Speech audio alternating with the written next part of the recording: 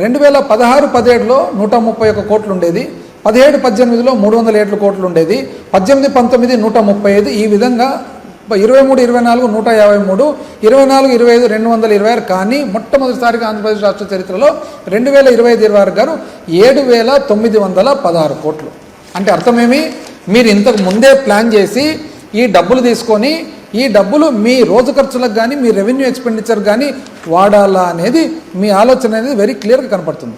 అయితే మాకు అర్థం కాదు ఏమంటే, ఎప్పుడైతే మీరు ఆర్బీఐకి డైరెక్ట్ డెబిట్ మెకానిజం ఇస్తారో అది రాష్ట్ర అప్పుల పరిమితి కిందనే వస్తుంది.